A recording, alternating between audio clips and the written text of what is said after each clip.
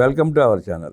జగన్మోహన్ రెడ్డి పరిపాలనలో జరిగిన రీసర్వే, రైతుల కష్టాలు, పట్టాదారు పాస్ పుస్తకాల మీద జగన్ రెడ్డి బొమ్మలు, కూటమి ప్రభుత్వం వచ్చిన తర్వాత మళ్ళీ పట్టాదారు పాస్ పుస్తకాలు రాజముద్రతో రైతులకు ఇవ్వడం, దాంట్లో జరుగుతున్న లోటుపాట్లు, ఎందుకు ఇన్ని ఇబ్బందులు కలిగాయి తెలుసుకునే ప్రయత్నం చేద్దాం. విశ్లేషించడానికి మనతో పాటు ఉన్నారు ప్రముఖ ఆర్థిక, రాజకీయ, సామాజిక విశ్లేషకులు అంకమరావు. వారిని అడిగి మరిన్ని విశేషాలు తెలుసుకుందాం. నమస్తే సార్. నమస్తే బ్రాహ్మణ్ గారు. 27 మార్చ్ ఫస్ట్ లోపు 1,10,00,000 పట్టాదారు పాస్ పుస్తకాలు ఇవ్వాలంటూ ముఖ్యమంత్రి గారు ఆదేశిస్తూ ఇప్పటికే సుమారుగా 25-30 లక్షల పట్టాదారు పాస్ పుస్తకాలు ఇచ్చినట్టున్నారు.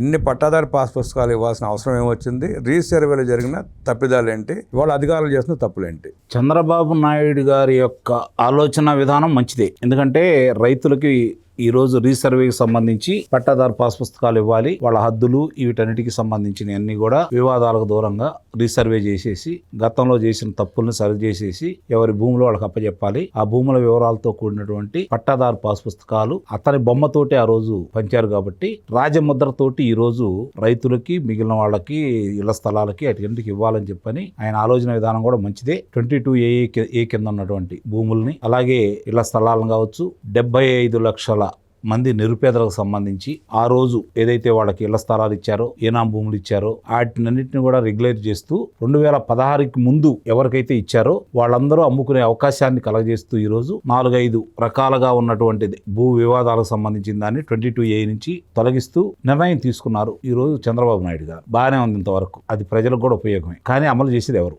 రెవెన్యూ అధికారులు అమలు చేయాలి. వాళ్ళ వల్లే కదా ఈ తిప్పలు, వాళ్ళు చేసే కుంపటే కదా. అధికారంలో ఉన్న పార్టీ నాయకుల ఆదేశాల మేరకు అప్పుడు చేశారు. మరి ఇప్పుడు సరి చేయాలి కదా, సరి చేయాలి. సరి చేయలేకపోతున్నారు. ఎందుకంటే రెవెన్యూ మీద పట్టు లేకుండా పోతుంది. రెవెన్యూ వాళ్ళు ఇప్పటికీ ఇష్టరాజ్యంగానే చేస్తూనే ఉన్నారు. ఇదే ఇబ్బందులు ఇప్పటికీ ఎదుర్కొంటానే ఉన్నారు. అందుకే నేను చెబుతుంది, చంద్రబాబు నాయుడు గారు ప్రజలకు ఏదో మేలు చేయాలని చెప్పని కొత్త అన్ని తీసుకొని వచ్చేసి గత ప్రభుత్వంలో ఇబ్బందులు తొలగించాలని ప్రయత్నం చేస్తుంటే, గత ప్రభుత్వంలో ప్రజలను ఎవరైతే ఇబ్బందులు పాలు చేశారో ఈ రెవెన్యూ శాఖ వాళ్ళు కావచ్చు, అధికారులు కావచ్చు, వీళ్ళు ప్రజాప్రతినిధులు ఇప్పటికి కూడా వాళ్లే పెత్తనం కొనసాగిస్తూ అదే రకమైనటువంటి ఇబ్బందుల్ని ఇప్పటికీ రైతులు అనుభవిస్తానే ఉన్నారు. రైతులకి ఆ బంధనాల నుంచి ఇంతవరకు విముక్తి కాలేకపోతా ఉన్నారు. ప్రభుత్వం తరపున రెవెన్యూ అధికారులు చేసిన మోసాలు ఇంకా సరి చెయ్యలేకపోయారు. అవి సరి చేయడానికి చంద్రబాబు నాయుడు గారు గ్రామ సభలు పెట్టి నిర్ణయం తీసుకుని రైతులకి ఇబ్బంది లేకుండా చేయమంది. ఎవరు చేస్తున్నారు? ప్రజాప్రతినిధులు ఏమైనా పాల్గొంటున్నారా? మంత్రులు ఏమైనా పాల్గొని సరి చేస్తున్నారా? సరిదిద్ది చంద్రబాబు నాయుడు గారి ప్రజా దర్బార్కి, లోకేష్ బాబు గారి ప్రజా దర్బార్కి లక్షల మంది జనాభా ఎందుకు వస్తున్నారు?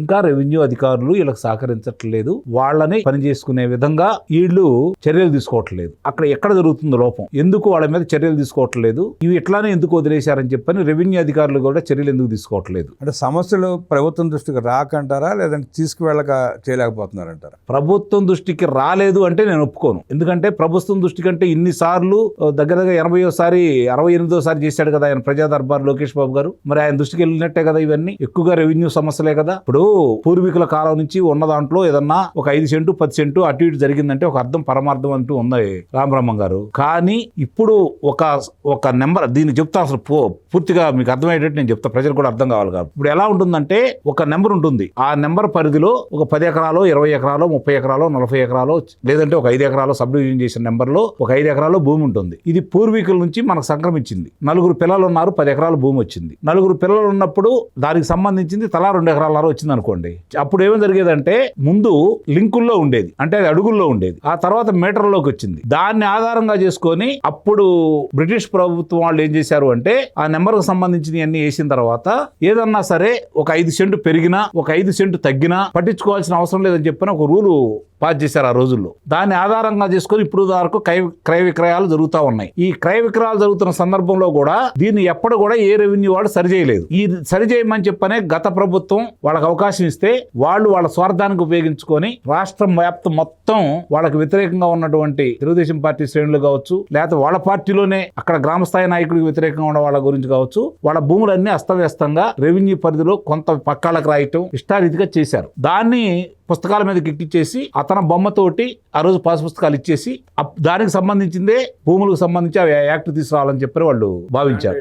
ల్యాండ్ టైటిల్ యాక్ట్ తీసుకురావాలని భావించారు. ఆ సర్వే మూలంగానే సమస్యలు ఇంకా పెరిగినాయి అంటారా? పెరిగినాయి. ఏమైందంటే ఇప్పుడు ఇందాక నేను చెప్పినట్లు ఆ నెంబర్ కింద పూర్వకాలం నాళ్ళు ఏదో వాళ్ళకి తెలిసినంత వరకు, లేకపోతే బ్రిటిష్ కాలం నాడు కరణాన్ని మున్సూబుని పట్టుకోను ఎక్కువ కరణాలే దాని కింద నెంబర్ కింద 15 ఎకరాలు ఉందని చూపించారండి. కానీ ఆ నెంబర్ మొత్తం కొలిస్తే 14 ఎకరాలే ఉండొచ్చు. అర్థమైందా? ఆ 14 ఎకరాలు ఉన్నప్పుడు ఈ 15 మందికి ఎకరానికి 7 సెంటు కాడికి తగ్గించేసి ఈ కొత్తగా వీళ్ళు తీసుకొచ్చినటువంటి ఈ సర్వేకి సంబంధించి దాంట్లో పొందుపరిచి అబ్బాయి ఇదిగో మీ మొత్తం భూమి 15 ఎకరాలు, మీరు ఒక 20 ఎకరాలు ఉంది, ఒక 30 ఎకరాలు ఉంటే చల్లదు, 15 ఎకరాలే. ఈ 15 ఎకరాల్లో మొత్తం చూస్తే ఈ రోజు 1 ఎకరం తగ్గింది. వారి పూర్వీకులు ఎలా రాశారో మాకైతే తెలియదు. ఇదిగో మీ రాయి ఇది, ఈ హద్దుల మధ్య ఉన్నది ఇదే కాబట్టి ఇందులో ఒకరికి ఎక్స్ట్రా ఉంది, ఒకరికి తక్కువ ఉంది కాబట్టి అలా కాకుండా మేము డిజిటల్ సర్వే చేసి మీకు రాళ్లు పాతున్నాము, ఇదే పక్క రాళ్ళు అయితే చల్లవు, భూమి ఇది అని చెప్పి కనుక ఇచ్చినట్టయితే సమస్యలో ఒకళ్ళిద్దరు ఎవరన్నా అధికారం బలం ఉండేదన్నా చేయడానికి అవకాశం ఉండేది, కానీ సమస్య అక్కడతోటి సమసిపోయి ఉండేది. ఇప్పుడు సర్వే చేసినా ఏం చేసినా మిగులు భూమి ఎక్కడో సాటి ఉండాలిగా. అదే మీకు చెప్పింది, మిగులు భూమి ఉండదు అక్కడ. ఒక సర్వే కింద 15 ఎకరాలు ఉంది. అది ఈ కొలతలకు సంబంధించి అది చెప్పాను కదా, లింకులకు సంబంధించి దీంట్లో తర్వాత కాస్త ఎక్కువ తక్కువ రాయించుకునే వాళ్ళు ఉంటారు. ఇవన్నీ ఉన్నప్పుడు అవి సరి చేసినప్పుడు మీరు అన్నట్టు ఈ భూమి ఈ గ్రామానికి సంబంధించింది, ఈ గ్రామానికి సంబంధించింది ఒక 10,000 ఎకరాల భూమి ఉంది, కొలిస్తే 9,000 ఎకరాలు ఉంది, మిగిలిన 1,000 ఎకరాలు ఎవరు తీసుకొచ్చి ఇవ్వాలి? మొత్తం భూమి 9,000 ఎకరాలు. అసలు ఈ సమస్యలు లేకుండా ఇప్పుడు 60-70 సంవత్సరాల నుంచి ఈ సమస్యలు నడుస్తూనే ఉన్నాయి. 60-70 కాదు, ఇప్పుడు స్వతంత్రం 1931 నుంచి నడుస్తూనే ఉంది. అట్లా కాకుండా కొత్తగా వాళ్ళ గ్రామాన్ని ఒక యూనిట్ తీసుకున్న సర్వే నెంబర్ ఆధారంగా భూమి చేయొచ్చుగా, వాళ్ళ ఈజీగా పరిష్కారం అయింది. అవుతుందిగా, అదెందుకు చేయట్లేదు మరి? అదే కదా, దాన్ని దృష్టి పెడితే వీళ్ళే కదా చేసిన తప్పులు. రామరామం గారు, రైతులు వాళ్ళు కాదు కదా తప్పులు చేసింది. ఎప్పుడు ఎవరైతే ఈ రెవెన్యూ అధికారులు కదా, మార్చింది వాళ్లే కదా, ఆధార్ కార్డులు మార్చింది వాళ్లే కదా, పేర్లు మార్చింది వాళ్లే కదా, బొమ్మలు మార్చింది వాళ్లే కదా, ఫోటోలు మార్చింది వాళ్లే కదా, సరి చేయాల్సింది వాళ్లే కదా. రైతులు ఎందుకు ఈ బాధలు పడాలా? అదే వాళ్ళ టెక్నాలజీ డెవలప్ అయిన తర్వాత సరి చేయాల్సింది వాళ్లే కదా. సరి చేయడం పెద్ద కష్టం కూడా కాదు, 2 రోజుల పని. కొంతమంది బాధ ఉండొచ్చు, మా పూర్వీకుల నుంచి వచ్చింది మేము కొన్నాం అనొచ్చు, వాళ్ళకి అర్థమయ్యే రీతిలో చెప్పి దాన్ని విస్తృతంగా వాళ్ళ దగ్గర తీసుకుని వెళ్ళేసి ఇదిగో ఇది మీ భూమి మొత్తం ఇది, లేదు మీరు అన్నట్టు పక్క నెంబర్లోకి ఏమన్నా వెళ్ళిందో కొలవండి, ఆ నెంబర్లో ఉందనుకోండి, ఆ నెంబర్కి ఎంత ఉండాలో అంత డివైడ్ చేసేసి దీంట్లో కలిపి ఇలా పంచండి. మీరు అన్నట్టు డిజిటల్ సర్వే మొదలు పెడితే గ్రామాన్ని యూనిట్కి తీసుకుంటే ఈజీగా అయిపోతుంది పరిష్కారం. ఈజీగా అయిపోయింది. ఈ రోజు ప్రతి సచివాలయంలో ఒక అతను పెట్టారు కదా సర్వేర్ని, ప్రతి గ్రామంలో సచివాలయం ఏర్పాటు చేశారు కదా. ఎందుకు చేయలేక అంటే వాళ్ళు చేసిన తప్పులకి రైతుల్ని ప్రజల్ని అందరినీ ఇబ్బంది పెడుతున్నారు. ఆ సరి చేసే క్రమంలో మన రీసర్వేలో ఆ సరి చేసే క్రమంలో వీళ్ళు చేయలేదు. యాస్టీజ్ గా జగన్మోహన్ రెడ్డి హయాంలో ఏం జరిగిందో అదే చేసి ముందుకెళ్తున్నారు కాబట్టి ఈ సమస్యలన్నీ వస్తున్నాయి. ఎక్కడన్నా కొన్ని సార్లు ఏదన్నా సరి చేశారేమో కానీ పూర్తిగా ఆంధ్రప్రదేశ్ వ్యాప్తంగా చేయలేదు కాబట్టి ఈ సమస్యలు తిరిగి పునరావృతం అవుతా ఉన్నాయి. దీని మీద దృష్టి పెట్టి ముందు గ్రామాన్ని ఒక యూనిట్ గా తీసుకొని గ్రామ సభలు ఏర్పాటు చేసుకొని గ్రామాన్ని యూనిటీగా తీసుకొని ఆ గ్రామంలో ఇదిగో మీకున్న ఈ గ్రామంలో ఉన్న నెంబర్లు మొత్తం ఇవే, ఈ నెంబర్కి ఇంత భూమి ఉంది, ఈ వివాదాలు పరిష్కారం ఇట్లా అవుతాయి, మీరు సహకరించినా సహకరించకపోయినా డిజిటల్ దాంట్లో ఇదిగో ఇట్లా మేము చూపించేసి మేము డివైడ్ చేయబోతున్నాం, లేదంటే మేము డివైడ్ చేసాం, దీన్ని మీరు ఒప్పుకోవాల్సిందే అని చెప్పండి. సచ్చినట్టు అందరూ ఒప్పుకుంటారు. చట్టం చేస్తే ఒప్పుకో తప్పేదా ఉంది? సచ్చినట్టు ఒప్పుకుంటారు. సమస్య పరిష్కారం అయిపోతుంది, శాశ్వత పరిష్కారం అది. అసలు చేసింది రెవెన్యూ వాళ్ళు, బాధలు అనుభవిస్తున్న రైతులు. ఇప్పుడు పరిస్థితి ఎలా ఉంది?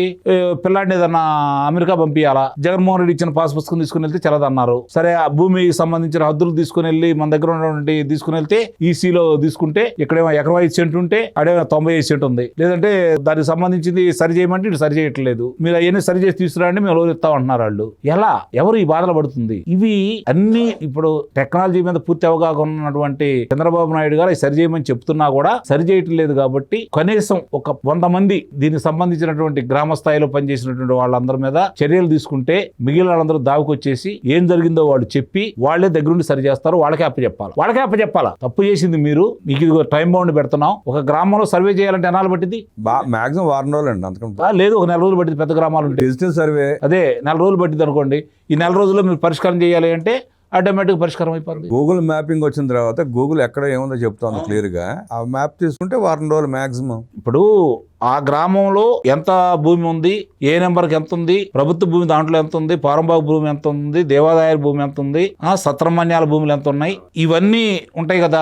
ఆ రికార్డ్ అంతా పక్కనే ఉంటది కదా. ఆ రికార్డుని పట్టుకొని ముందుకెళ్ళారనుకోండి, ఆ రికార్డు వాళ్ళు ఇప్పుడు గతంలో వాళ్ళు మార్చారనుకోండి, 1931 నుంచి తీయండి, తెలిసింది కదా ఎవరు ఆక్రమించుకున్నారు, ఎవరు స్వాధీనంలో ఉన్నాయి ఏంటనేది ఈజీగా తెలిసిపోతుంది. ప్రతి వాళ్ళు దీంట్లో భాగస్వాములు కాబట్టి, రాజకీయ నాయకులు కూడా దీంట్లో భాగస్వాములు కాబట్టి, ఎవరు అధికారం ఉంటే వాళ్ళ పెత్తనం సాగించుకోవచ్చు కాబట్టి ఈ సమస్యను ఇలా జట్లి చేసుకుంటూ వస్తున్నారు. సమస్యను పరిష్కారం చేయాలనుకుంటే ఆంధ్ర రాష్ట్ర వ్యాప్తంగా ఓ సంవత్సరంలో మొత్తం చేయొచ్చు. కానీ అది చేయడానికి వాళ్ళకి చిత్తశుద్ధి లేదు, నాయకులకి చిత్తశుద్ధి లేదు. అందువల్ల ఈ సమస్యలు ఇలా పెరుగుతున్నాయి. ప్రతి వాళ్ళలో స్వార్థం పెరిగిపోయింది. ఏదైనా వివాదాలుంటే వీళ్ళు దాన్ని భుజానేసుకొని అరే నీకెందుకు నేను చూసుకుంటాను, నువ్వు ఇంత కమ్ము, ఈ తగాదాలు నీకెందుకు అని చెప్పని అధికార పార్టీలో ఉండేవాళ్ళు వెళ్ళి దాన్ని తీసుకోవటం, వీళ్ళు అవతలాన్ని దౌర్జన్యం చేయటం, ఇంకో % అదనంగా తీసుకోవటం. తాత్కాలిక పరిష్కారాల వల్ల ఇంకా జట్లం అవడం తప్ప సమస్య పరిష్కారం అవ్వదు. శాశ్వత పరిష్కారం అయితే కాదు. చంద్రబాబు నాయుడు గారి ఆశయం మంచిదైనా గత తప్పిదాలనే కొనసాగిస్తూ రెవెన్యూ అధికారులు చేస్తున్న మోసాల వల్ల రైతులు ఇంకా ఇబ్బంది పడుతున్నారని, గ్రామాన్ని యూనిట్గా తీసుకుని డిజిటల్ సర్వే చేస్తే తప్ప శాశ్వత పరిష్కారం కాదు అంటూ విశ్లేషించిన అంకమరారు ధన్యవాదాలు తెలియజేస్తూ నమస్కారం.